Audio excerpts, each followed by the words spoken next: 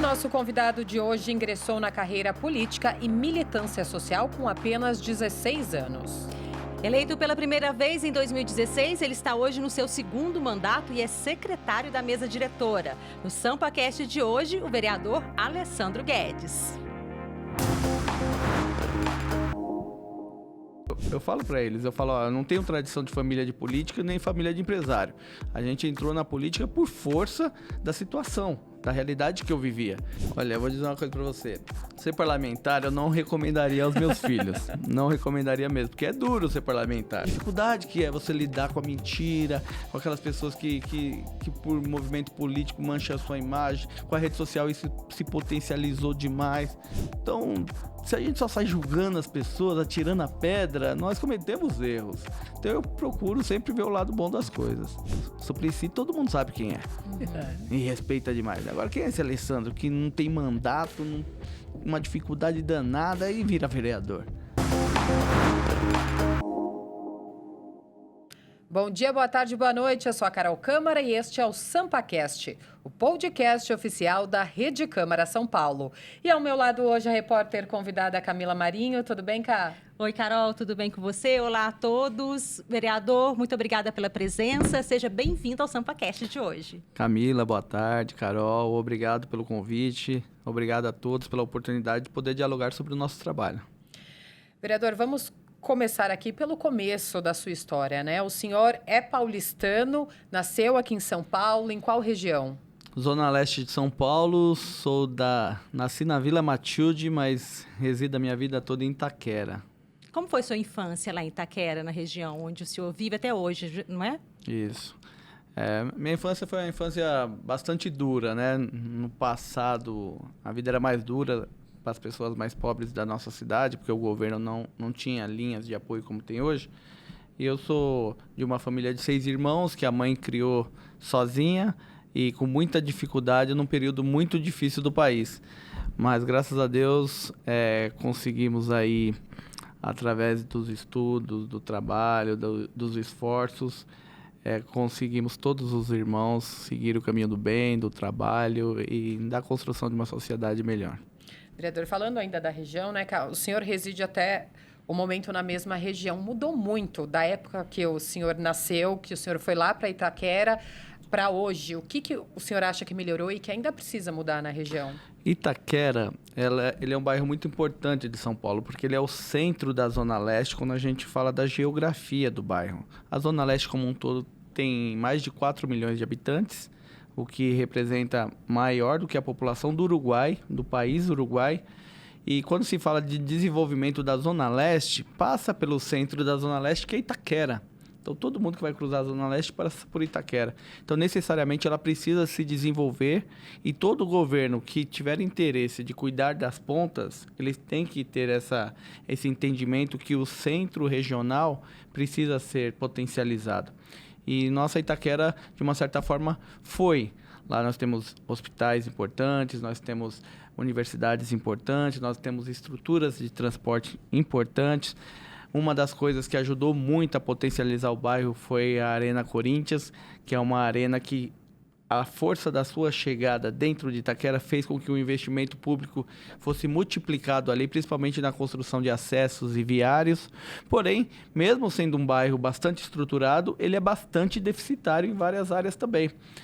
Um bairro como esse, que tem mais de 600 mil habitantes e é o centro regional, também quando a pessoa precisa de um tratamento, ela vem para cá.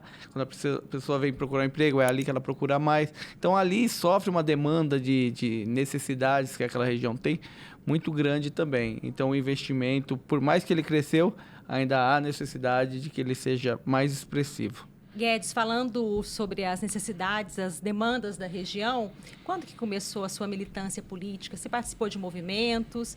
Até fico com a curiosidade dos 6 irmãos, se só você partiu para a política. Como que foi? Como começou a consciência mesmo, lembra?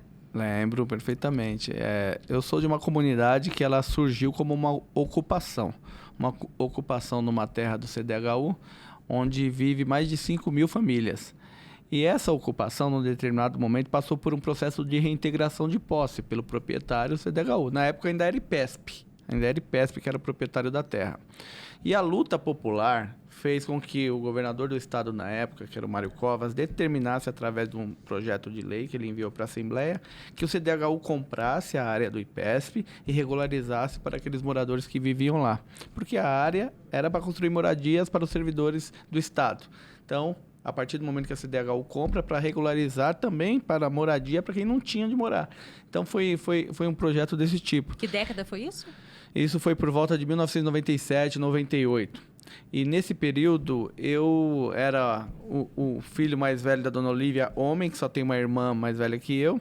E eu fiquei delegado pela família a participar das assembleias, das reuniões que tinha na associação da luta pela moradia. Eu ia lá para saber o que estava acontecendo e trazer as informações.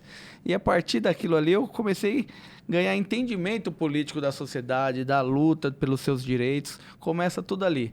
E também estudava numa escola, Antônio Duarte de Almeida, que meu professor era um professor que trabalhava muito a conscientização política das pessoas, falando da sociedade como um todo, e ele era presidente da associação do meu bairro. Presidente não, diretor da associação do meu bairro.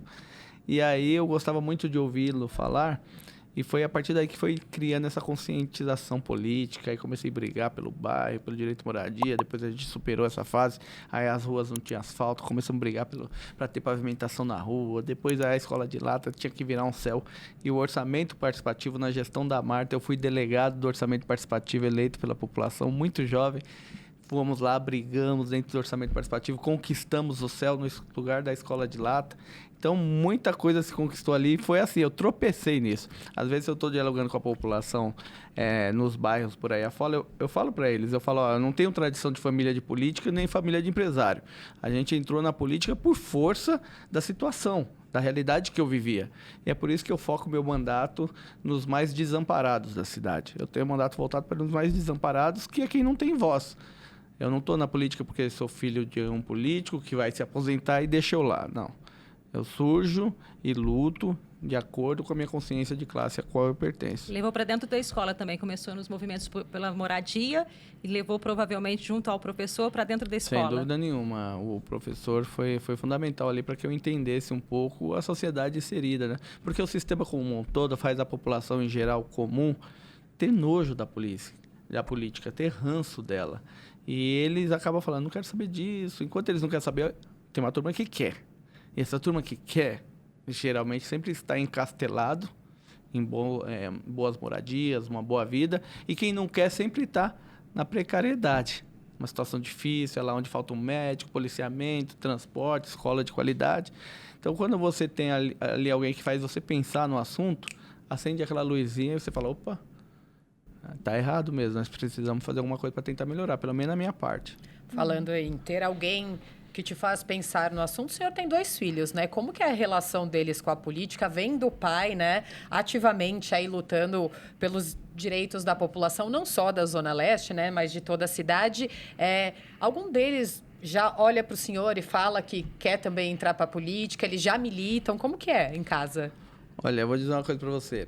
Ser parlamentar, eu não recomendaria aos meus filhos. Não recomendaria mesmo, porque é duro ser parlamentar. Porque a política é uma questão que a sociedade enxerga uma coisa ruim, muitas vezes, porque só sai na mídia as coisas ruins, não sai na mídia as coisas boas. E nivela a política por baixo.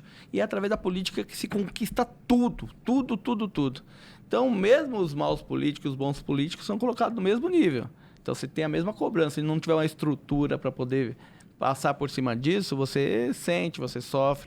E eu espero que meus filhos queiram seguir outros caminhos. Entretanto, se for a vontade deles e eles tiverem vocação, eu não tenho problema em estimular, porque eu acredito que a política é vocação, não pode ser só porque é filho do Alessandro, não. Isso não pode de maneira nenhuma. Tem que ser vocação. E dos 2, o mais velho não demonstra muita vocação.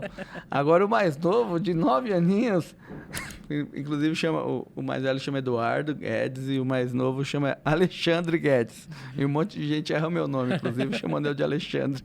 E o Alexandre, às vezes, ele dá alguns sinais de que quer. É engraçado. Eu estou gravando um vídeo, ele vem no meio, se mete, fala com o público. Ele fala lá em casa, rapaz, eu quero ser vereador igual você.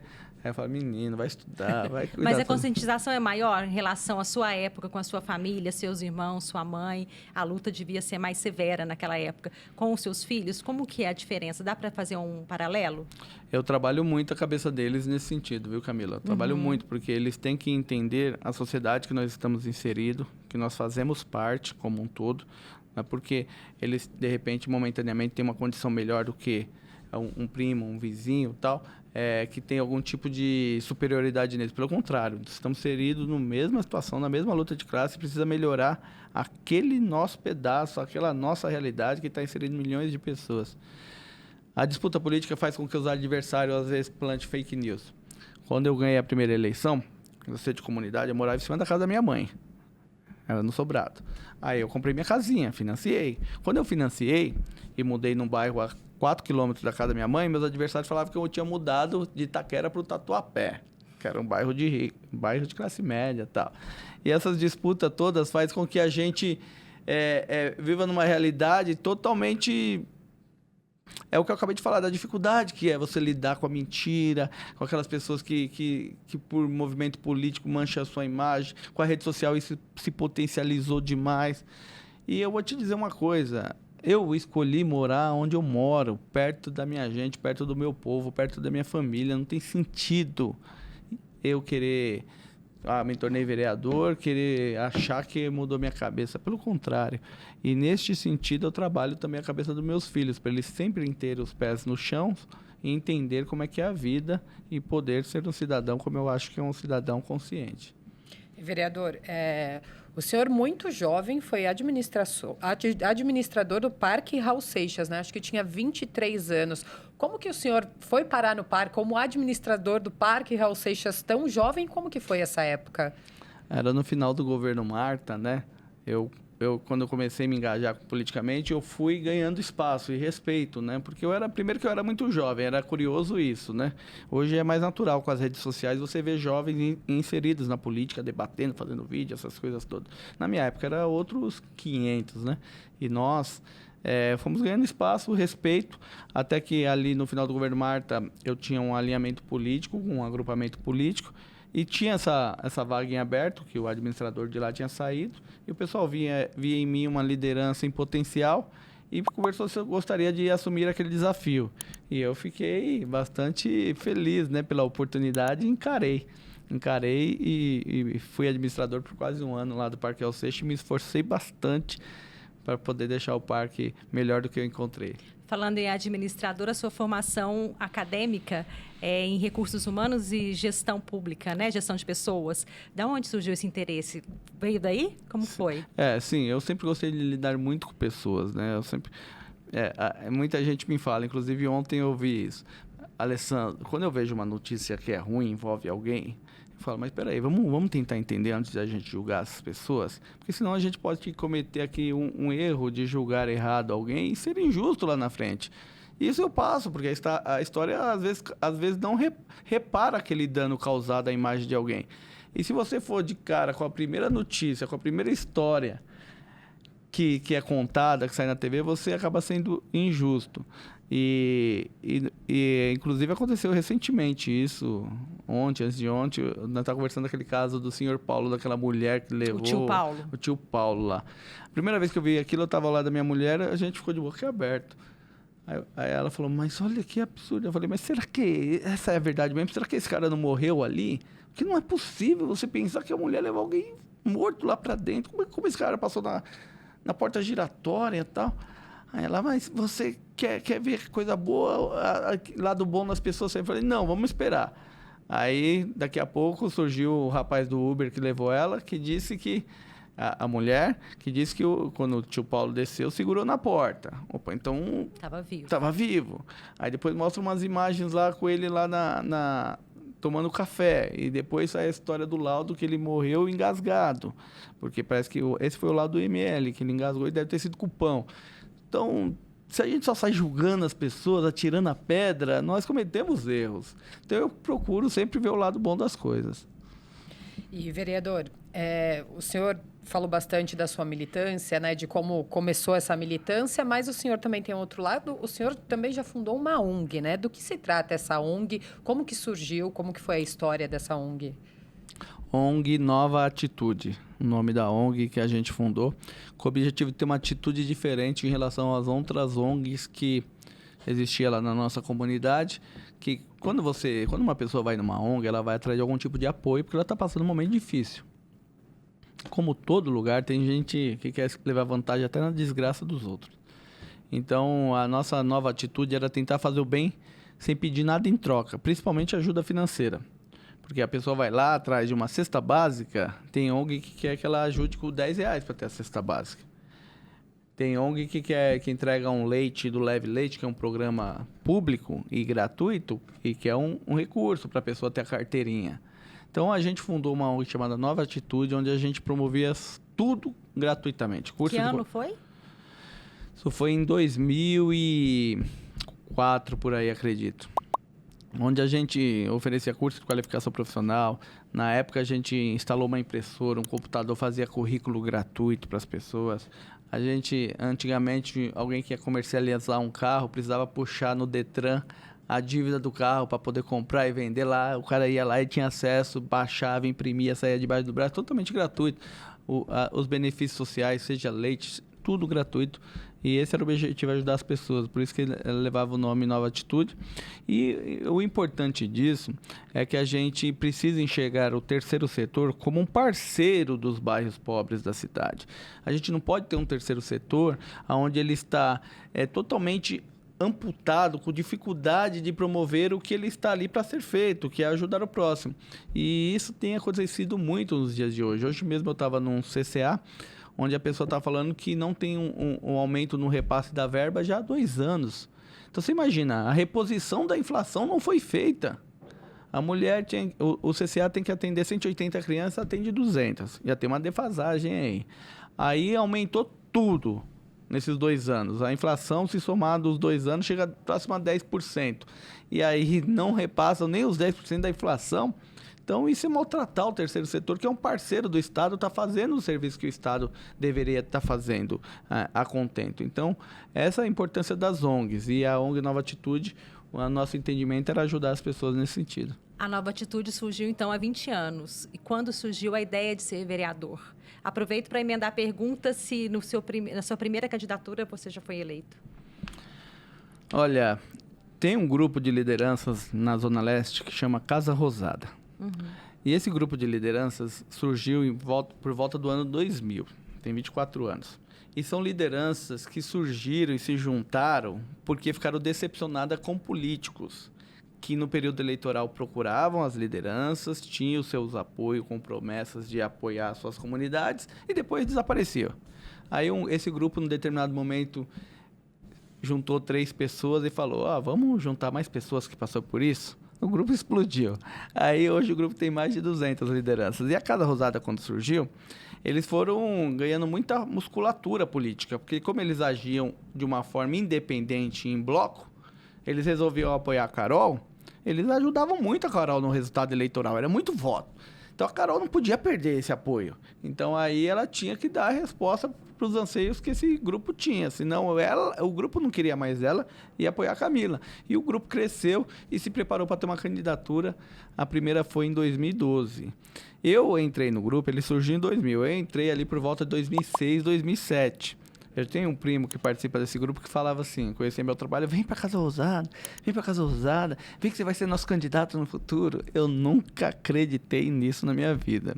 Nunca mesmo. Mas não queria ou não acreditava que seria capaz de ser eleito? Não acreditava que era possível a gente ter uma candidatura e ganhar uma candidatura em São Paulo. Nós estamos falando da cidade de São Paulo. Sou morador da periferia. Acabei de falar de dificuldade financeira, da família, tudo. Como é que eu vou ser vereador de São Paulo disputando a cidade inteira com tanta gente que tem muito mais condição e estrutura que nós? Não era possível. É inimaginável. E aí ele falava, vamos para Casa Rosada que você vai ser nosso candidato. Eu resolvi ir para Casa Rosada, mas não para ser candidato, que eu não acreditava que daria certo.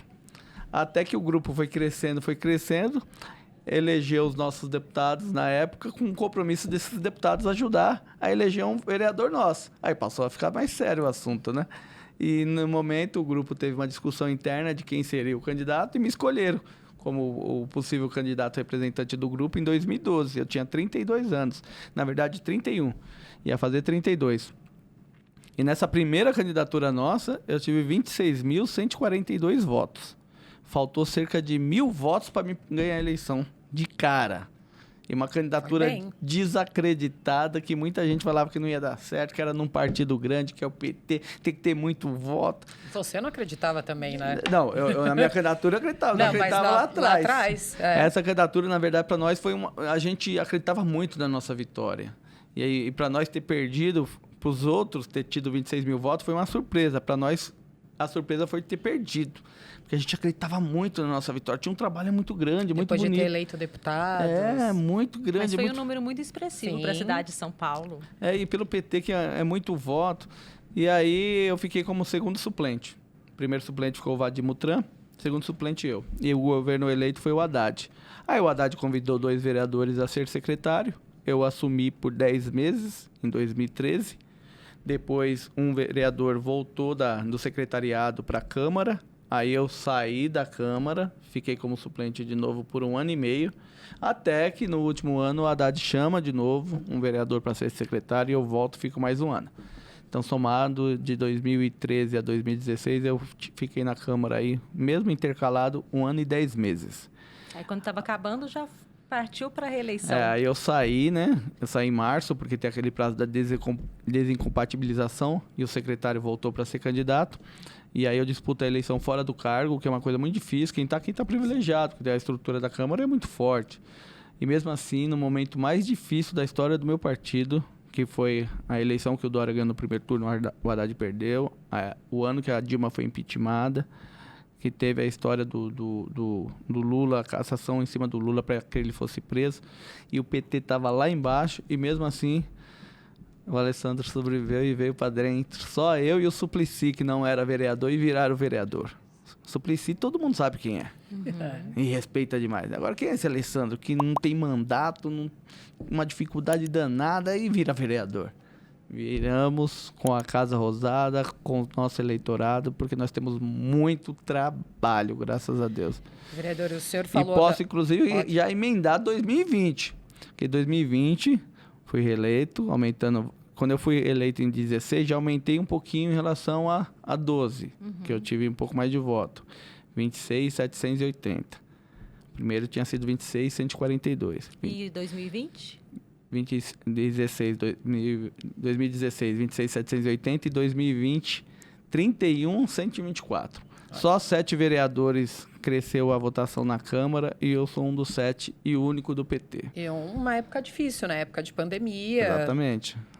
A campanha mesmo foi difícil nessa época. Vereador, falando da época que o senhor entrou aqui como suplente, estava lá na Casa Rosada, entrou na suplência. Como foi sua chegada na Câmara? A Câmara era o que o senhor imaginava? Como que foram esses primeiros meses na Câmara? É um mundo novo, né? É um sentimento aí que um pato fora da lagoa, um patinho fora da lagoa, né? Mas uma coisa que eu sempre tive comigo é de respeitar.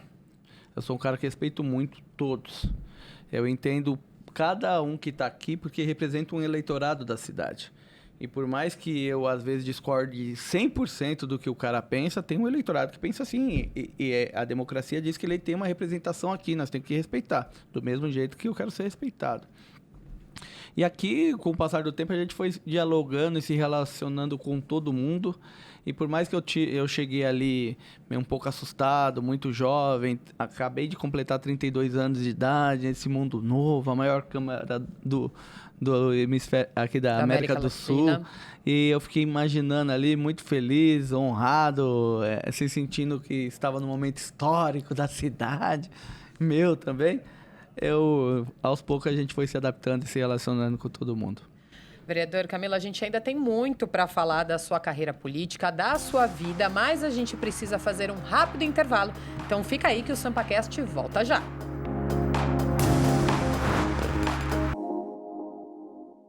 Nossa entrevista com o vereador Alessandro Guedes já vai continuar. Mas antes, a gente tem um lembrete importante. É isso, Carol. Você que está curtindo esse episódio pode ficar por dentro de toda a rotina da Câmara e acompanhar todos os nossos conteúdos no canal oficial da Câmara no YouTube. É muito fácil. Aponte o seu celular para o QR Code aqui na tela ou dentro do YouTube, clique no botão e se inscreva. Não saia daí que voltamos já já. Maior casa legislativa municipal do país, são discutidos milhares de temas que transformam a vida dos cidadãos.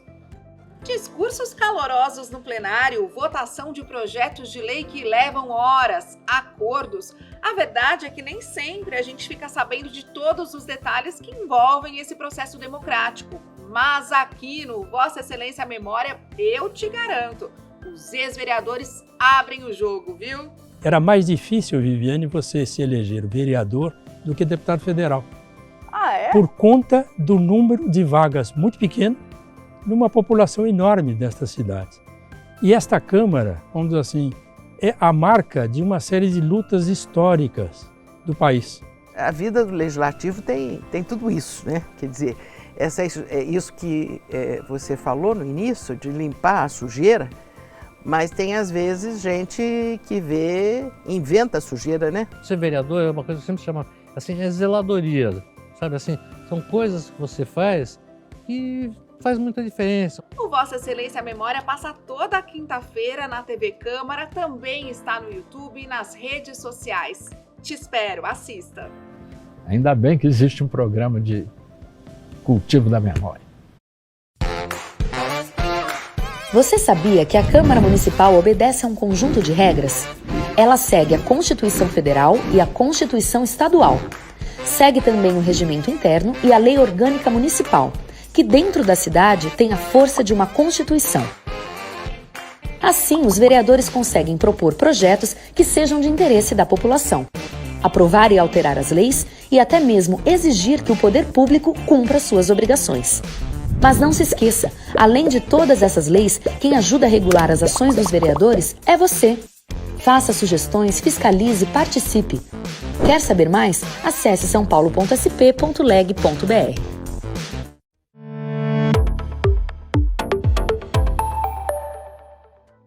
Conheça o Em Tramitação, o programa que te apresenta as propostas que são discutidas na Câmara Municipal de São Paulo e te explica como falar com os vereadores da cidade. É toda segunda-feira, às 9h20 da manhã. Se inscreva no nosso canal no YouTube para não perder nenhum conteúdo. Rede Câmara, sua conexão com a política da cidade.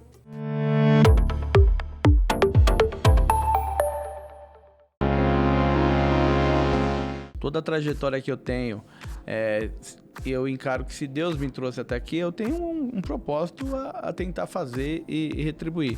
E você consegue vencer e, de fato, além dessa questão macro de fazer uma lei para a cidade, você mudar a vida de um pedaço da cidade, de um bairro como um todo. Isso é maravilhoso. Então é para isso que eu faço política. É para isso que a gente atua nas comunidades e são 38 que eu atuo. Senão a cidade trabalha para os grandes empresários com condomínios que procuram multiplicar seus bilhões fazendo varandas gourmet e o povo lá da favela só sendo expulso para o extremo. Você, às vezes o jovem, ele está sem perspectiva nenhuma. Ele não tem condição de entrar numa universidade, não tem estrutura às vezes para isso. Não estou falando só de estrutura financeira, estou falando psicológica. Voltamos com o SampaCast, que hoje recebe o vereador Alessandro Guedes. Vereador, a gente terminou o outro bloco falando um pouquinho da sua chegada aqui na Câmara, né, como suplente e também depois quando o senhor foi eleito. A Câmara mudou muito nesse tempo? A sua cabeça mudou muito? A Câmara tem se renovado, né? Toda eleição, a sociedade tem renovado cerca de 30% a 40% da Câmara, então troca muitos atores. Alguns saem candidato a deputado e ela muda bastante. Agora, a cabeça propriamente minha, a gente tem que saber por que está aqui, da onde viemos e para que nós viemos. Toda a trajetória que eu tenho, eu encaro que se Deus me trouxe até aqui, eu tenho um propósito a tentar fazer e retribuir. Então, o que mudou e o que ficou melhor é que hoje a gente tem mais respeito de todo mundo. Como foi falado, eu sou secretário da Câmara já pela 3ª vez, me relaciono com todos os pares aqui, sem exceção. E isso faz com que a gente, às vezes, consiga, numa articulação política, avançar num projeto ou em outro, propor uma alteração que a gente acredita que faça bem para a cidade. Mas, sem dúvida nenhuma, nesse espectro, ela avançou, a gente se desenvolveu, mas, como um todo, a cabeça é o mesmo e o trabalho e o foco é na sociedade, principalmente a mais carente que a gente atua. Nesse seu período legislativo, qual é a sua maior conquista? O que você considera de maior conquista? A gente sabe que já passou pela Finanças, é secretário pela 3ª vez na mesa diretora, integrante da CCJ pela 2ª vez, se eu não me engano. Já é umas 5 vezes na CCJ. A CCJ já é isso, porque do meu período aqui são 2 vezes que eu acompanho a CCJ diretamente, né? Que é o principal colegiado da casa, né, vereador? Se a gente for olhar a legalidade dos projetos de lei que tramitam pela Câmara Municipal de São Paulo, grandes debates pela CCJ, mas tem outras conquistas também que eu gostaria que o senhor apontasse. Sim, as pessoas veem o vereador como um vereador que tem que ficar dentro da Câmara apenas, trabalhando dentro do Legislativo, propondo leis importantes para a cidade. Isso a gente tem, construiu também.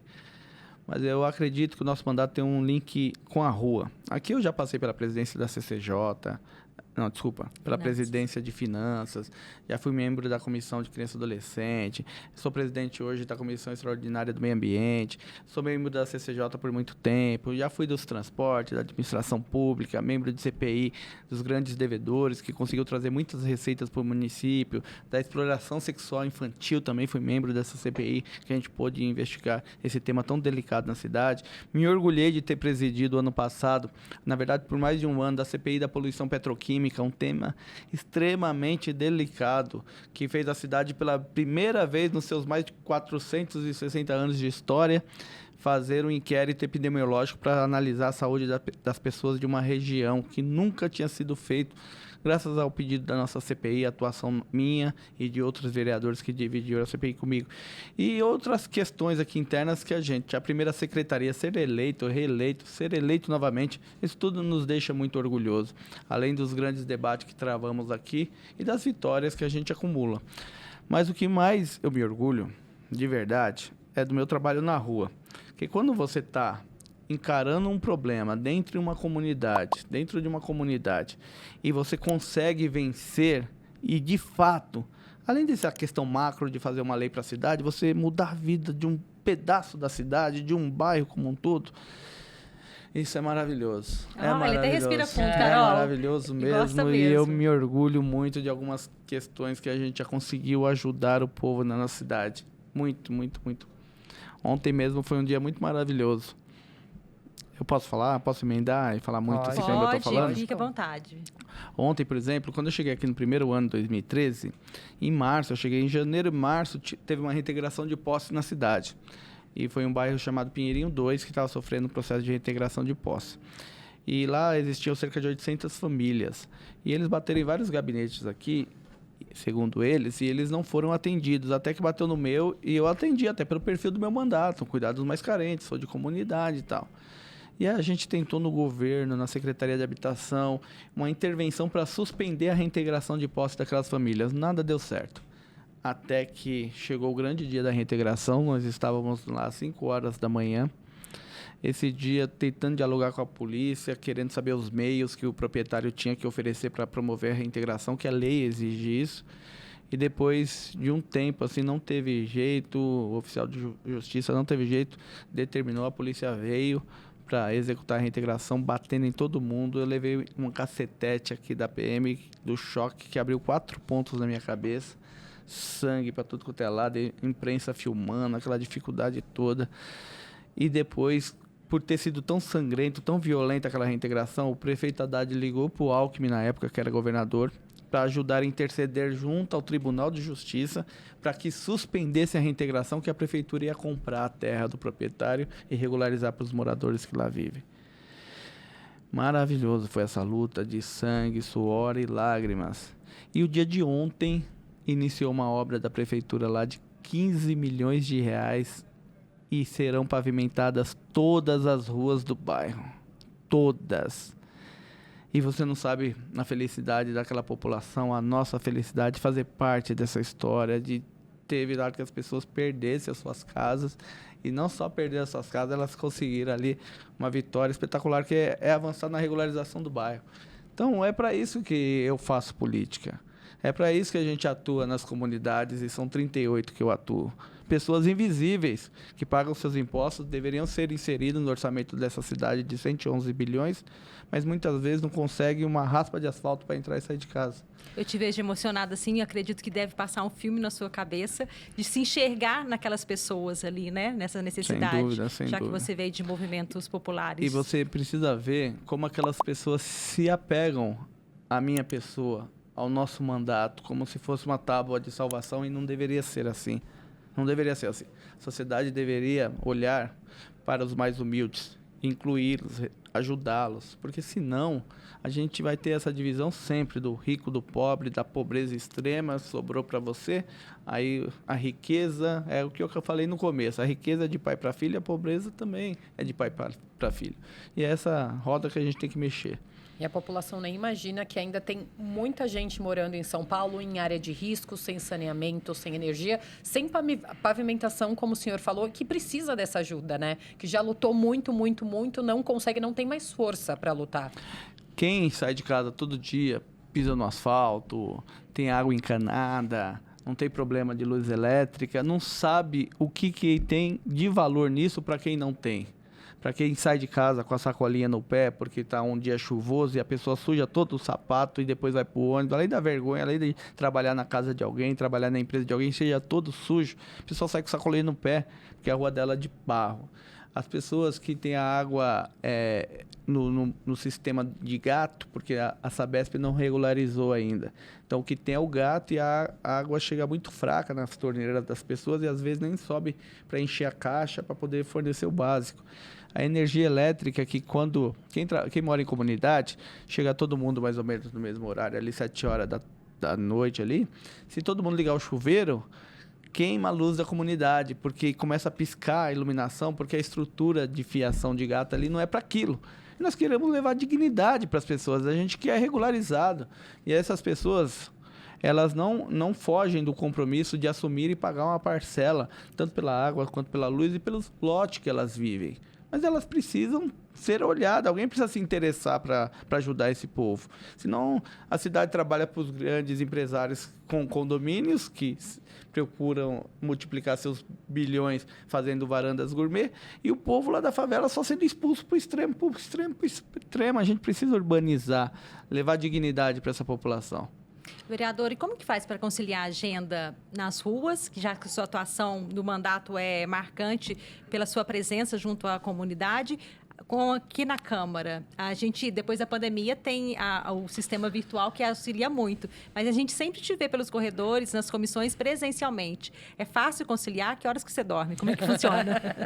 Olha, eu falo por aí meus colegas que me perdoem. Pode ter um mandato que trabalhe igual o meu, mas que o meu não tem. Isso eu garanto. A gente trabalha muito. É muito mesmo. Se você acompanhar as nossas redes, o nosso trabalho, quando eu não estou aqui, você vai ver onde eu estou, em algum lugar trabalhando. Que é muita luta, muita atuação, muita presença, muito comprometimento com a dor alheia para tentar encaminhar. E a gente... Esse é o nosso estilo, né? Eu acho que eu tenho mesmo um pouco esse estilo de... Eu gosto muito da palavra de atitude. Levantar e tentar fazer, resolver e tal. Então, a gente tem um pouco desse estilo e vai se envolvendo, vai tentando, vai lutando. Quando não dá. A gente fala, não dá. Mas quando tem uma possibilidade de se abrir aquela porta, dar um jeito, a gente tenta, pelo menos, para tentar convencer quem tem a caneta para autorizar. Uhum. Vereador, voltando um pouquinho para o seu trabalho aqui na Câmara, o senhor citou a CPI da poluição petroquímica, né? A CPI fez diversas diligências e acho que um ponto importante também, além do inquérito, é claro, foi a atuação da CPI com outras cidades, né? Que teve um trabalho conjunto da CPI com outras cidades aqui da Grande São Paulo para tentar solucionar esse problema dessa população que mora perto dessas grandes indústrias e que sofrem muito com a poluição. Sem dúvida, é uma CPI extremamente difícil de ser feita do ponto de vista do ordenamento jurídico, porque ela envolvia 3 municípios, mas a nossa Câmara é só da Câmara de São Paulo. O polo petroquímico, ele está de um lado da calçada em Mauá e em Santo André, e da calçada do lado de cá está o povo da cidade de São Paulo, que não tem fisicamente no nosso território o polo, mas é na calçada de cá e a calçada de lá. E toda a poluição gerada pela aquela monstruosa indústria que é extremamente importante para o país, aquela indústria é extremamente importante para o país, para a geração de emprego, nas questões orçamentárias, financeiras, extremamente importante, mas toda a poluição gerada ali, independentemente do vento, uma hora o vento está para lá, está para cá, está poluindo e gerando doenças nas pessoas. Pelo menos é isso que demonstra diversos estudos científicos, reconhecidos cientificamente, que a gente investigou. Foi difícil, mas a gente acredita que apontou para a cidade alguns benefícios importantes, algumas ações que precisam ser tomadas para que a gente consiga mapear a curto prazo, de fato, o que está acontecendo naquela região. Já que não foi possível pegar agora nesse inquérito, se fizer um trabalho específico, meticuloso, levando em consideração o que apontou a CPI, daqui 5 anos a gente tem mais apuradamente as informações para saber o que está ocorrendo naquela região. Pode falar, Carol. Naquela época vocês sentiram, inclusive, na pele, né? Os efeitos da poluição. Numa das diligências, todo mundo sentiu o nariz coçando, garganta pegando. Exatamente. Cada vereador que foi lá teve um sintoma diferente. A vereadora Sandra, que não fazia uso da bombinha de asma dela há 2 anos, voltou a usar naquele dia. Eu saí de lá, eu acho que os olhos ardendo, uma coisa assim. O vereador Toninho Vespoli com a garganta doendo, enfim, todo mundo se queixou. O vereador Marcelo com dor de cabeça. E olha que a gente passou lá 2 horas. Imagina quem mora por lá. Imagina quem mora por lá. E você precisava ver a receptividade da população em relação ao nosso trabalho, porque é a tábua da esperança que eu estava falando. Poxa, está tentando demonstrar, dar voz ao que a gente passa aqui tanto tempo e não tem voz. Esse é o sentimento. E essa foi a nossa luta. Ainda falando do seu trabalho aqui na Câmara, já contou um pouquinho da sua trajetória pelos colegiados, pelas comissões e pela 3ª vez secretário da mesa diretora. Para quem está nos assistindo, explica um pouquinho para a gente qual é a função do secretário, do primeiro secretário, por gentileza. O secretário aqui ele tem uma função mais administrativa com a instituição Câmara de São Paulo. A Câmara passa aqui diariamente cerca de 5 mil pessoas por dia. Você imagina a administração disso. É como se fosse uma grande prefeitura, mas só aqui dentro. Você tem que administrar desde a entrada de um veículo, a uma alteração que tenha num contrato aqui da casa, a um assunto relacionado a um funcionário. Enfim, é um trabalho bastante delicado, um trabalho bastante que a gente tem que ter bastante cuidado ao lidar com ele, bastante atenção, porque a Câmara é uma instituição extremamente importante, com um orçamento muito grande da cidade. E ao você administrar uma casa como essa, que recebe cerca de 5 mil pessoas, entre trabalhadores e visitantes por dia, isso gera uma aglomeração, gera muito trabalho ali. Desde do elevador que não estava funcionando direito esses dias, todo mundo sofreu com ele na pele, até a garagem que enche em dias de chuva. É esse trabalho que a gente tem responsabilidade um pouco de tudo, junto com a mesa diretora, com o presidente da casa também, mas primeiro bate na primeira secretaria. E falando de todo esse tempo que o senhor está aqui na Câmara, em relação aos seus projetos, quais os principais projetos que o senhor gostaria de destacar de todo esse tempo? Olha, a gente precisa ter mais umas 5 horas de podcast, porque tudo que eu tenho é importante. Não é arrogância, mas olha, brincadeiras à parte, eu tenho tanto projeto que eu acho que é legal. Eu queria falar o que eu protocolei por último, que eu estou muito animado, agradecer aqui a oportunidade para falar.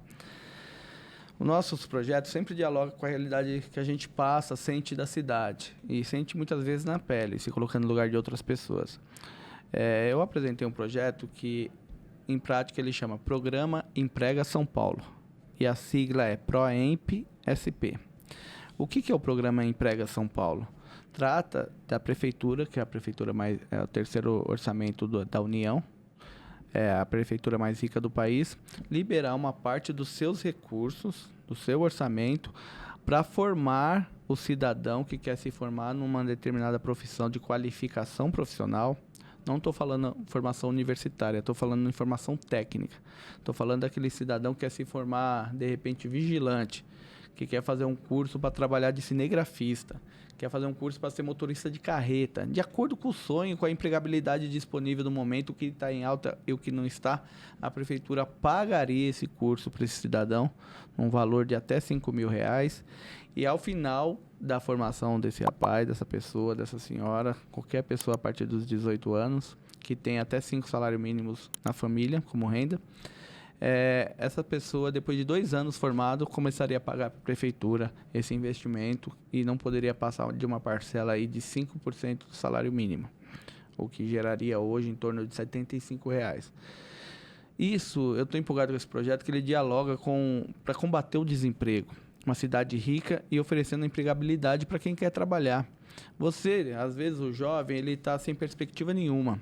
Ele não tem condição de entrar numa universidade, não tem estrutura, às vezes, para isso. Não estou falando só de estrutura financeira, estou falando psicológica, de você querer saber que ramo ingressar, esperar 5 anos para ter um diploma, para poder ir para o mercado de trabalho, essas coisas todas, de disputar um ProUni para ter uma universidade, pagar mensalidade se não passar no ProUni.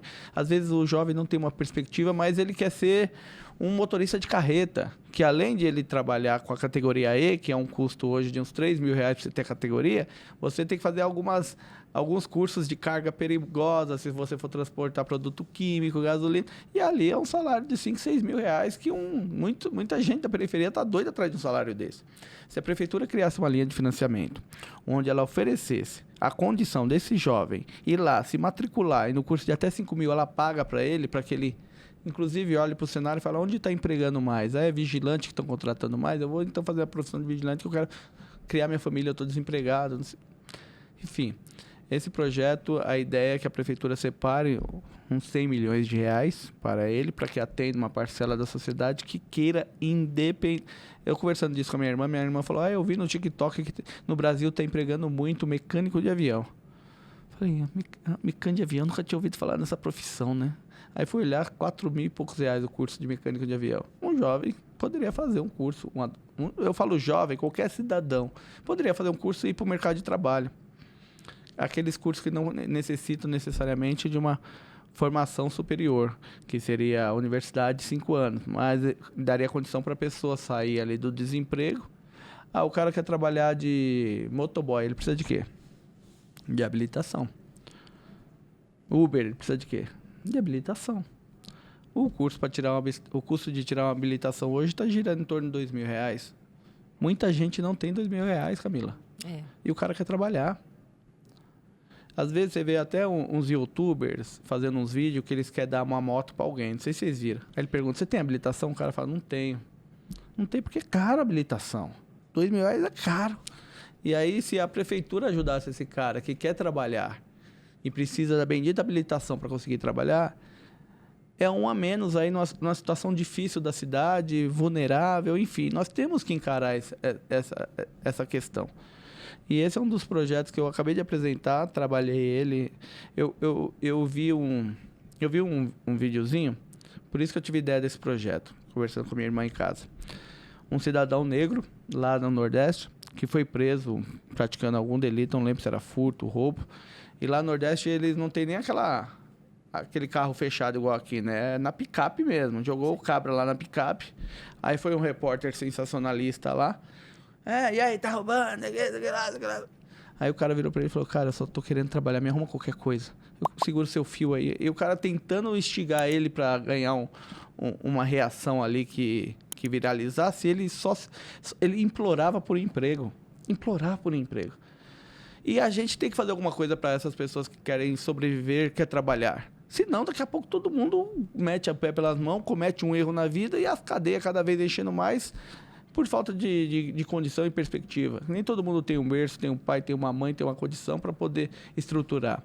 E se a prefeitura fornecer esse projeto, se o prefeito sancionar, é uma coisa que eu tenho certeza que daria certo no Brasil. Eu pretendo entregar isso na mão do Lula para que ele transforme isso num programa nacional. Aí vai ser o ProEMP-BR. Aqui é ProEMP-BR. Mas tem outros projetos também, sempre voltado para baixa renda, mas isso eu já falei bastante. Vereadora, a gente está caminhando para o fim do programa. Já chegou o momento do programa que é nosso ping-pong com perguntas e respostas rápidas. Está preparado? Vamos lá. Qual que é o seu lugar preferido na cidade de São Paulo? Minha casa com meus filhos. A gente escuta isso muito aqui no programa. Se São Ainda Paulo... mais que eles estão crescendo e às vezes eles falam, pai, vamos assistir um filme. Dá uma alegria quando eles largam o celular e vão assistir o filme com a gente. Se São Paulo fosse uma palavra, qual seria essa palavra? Fantástica. Cidade fantástica. E se a política fosse uma palavra? Desafiadora. Desafiadora, oportunidade. Oportunidade para transformar, tudo passa pela política. Qual é o seu maior sonho para o futuro de São Paulo, vereador? Uma cidade mais justa. Isso é o que eu acredito e que eu luto. Se você pudesse voltar no tempo e conversar com Alessandro Guedes, mais jovem, qual seria o conselho? Continue que você vai chegar lá e põe em prática o que você está pensando aí. Porque lá atrás o que eu acreditava é o que eu tento pôr em prática hoje. E qual seria o seu conselho para os jovens paulistanos de hoje? O meu conselho para os jovens paulistanos de hoje. Olha, eu acredito muito que a vida passa por respeito aos pais. Ninguém quer o seu bem mais do que o seu pai e sua mãe.